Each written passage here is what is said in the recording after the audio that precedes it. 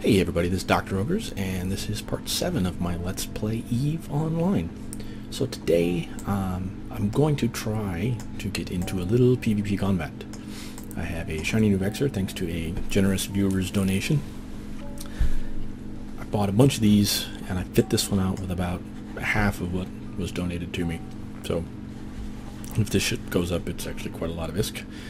But it's a pretty good fit, I think.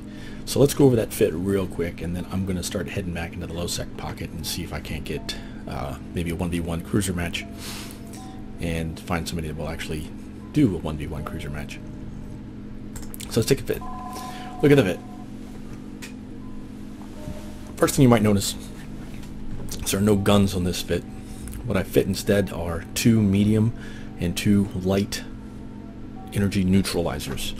What these will do is when I activate them, they will remove energy from the capacitor of the target. If they have an active tank, like say they're in an Omen or an Arbitrator or some other Amar cruiser, they might be relying on a armor repper to provide their tank. This will remove the energy from their capacitor so that that tank will last a lot longer. If they're using active hardeners for their tank, it'll shut them down. If it removes enough, it can kill their E-War. It can kill their webs and their point. It can kill their prop mods pretty quick. So all those are pretty good things to be able to do. So I'm focused heavily on neutralization of energy as my main ship-to-ship combat function. Where all the damage comes from, obviously, is from the drones. So if we take a look at the drone bay, I've got here 5 Hammerhead 2s. I took them out against a rat earlier just to make sure that they were going to function well, and they did. 5 Hobgoblin 2s and 5 Warrior 2s. The Warriors are fast and quick. They can kill frigates or other small things. If I go up against a drone boat, those will be out to kill the drones. The Hobs not so fast, but do better damage. Might be using those. The Hammerheads do quite a bit of damage. They're really slow. Those would be held off until I get in close to my target, just because I don't want to have them run around. I did add a drone link augmenter to the high slots as well. What this does is it improves my drone control range bonus, so I can get another 20 kilometers away from the drones and still be able to give them orders. That's just in case I get to a point where they warp into me at a distance, or they manage to pull away far enough that I need to be able to pull my drones back, or I need to be able to get my drones to, engage the target. So I added that just to be on the safe side. So that's my main offensive capacity of the ship. I went ahead and decided to stick with an afterburner, primarily because this is an in-close brawling fit. I want to be able to maintain my range as best I can. So my goal here is to shut down my target's propulsion modules and really sort of keep them really in close to me. The propulsion module I choose was a Faint Epsilon Warp Scrambler. This is what we call a short point, or a scram, and what that means is it's got a short range. It's less than 10 kilometers, but it does 2 things. It will prevent your target from warping. It has a warp scramble strength of 2, which means that my warp, where is it? Where is it?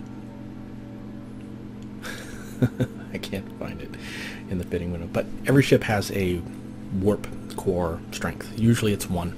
Some ships have 2. You can add modules in your low slots that increase that number, and for every point of warp scramble strength I apply, I shut down 1 of those. I only really need 1, but if they had a warp core stabilizer, I could still, if they only had 1, I could still hold them, if I could catch them. This module also shuts down micro warp drives, which is important, because if they're burning around with a micro warp drive and I'm in an afterburner, they're definitely going to keep away from me. But if I can shut it down, my afterburner will give me a speed bonus while they won't be getting any. And then I can apply my web, which will reduce their speed even further, giving me a pretty significant advantage.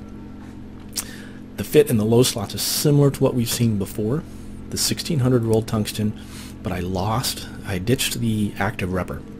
I'm using the energized adaptive nano, the damage control 2, and I added 1 more energized reactive plate. This is the energized reactive membrane, and what this does is it improves my explosive damage resistance on my armor. If you look at the tank of this ship default resistances, this one is really low. So by filling that hole, I get a more across the board tank, and I'm going to mitigate more types of damage more effectively. The other thing that we've done differently on this ship is we've put rigs on it. And what I have here are 3 medium Trimark armor pumps. What those do specifically is they just increase my overall armor capacity. Alright, so I lose max velocity, which I was never fast anyway, so whatever. But I increase the total armor hit points by 15%. And those rigs stack. So the first one will give you 15, then the second one will give you less, and the third one will give you even less. So overall I have 10,375 hit points of armor, which is pretty good tank for a cruiser, and I should be able to withstand a fair pounding while doing quite a bit of damage with my drones. So that's the fit I've gone with, and I guess we'll find out how it's going to go. Before I undocked, I did insure this ship, so if it blows up I at least get most of the ISK for the hull back. So I'm going to go ahead and align over to Mia, and I'll pick this back up when and if I get into a fight. Hopefully see you guys soon. Alright, looks like somebody's going to take me up on it.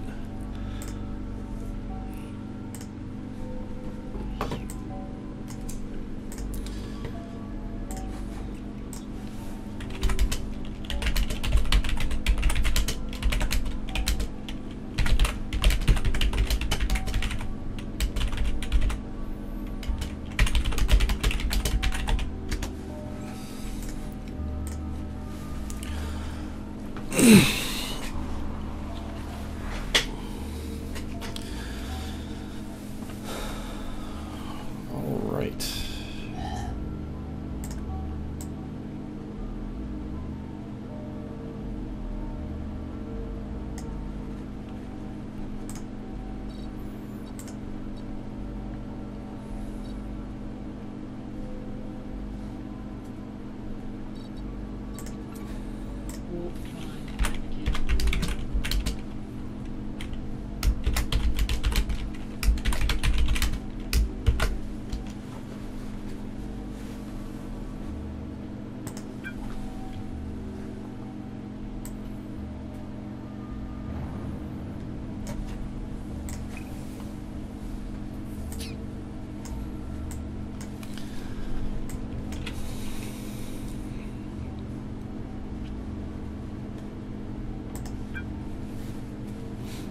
Ooh, man, I hope he's not the thorax.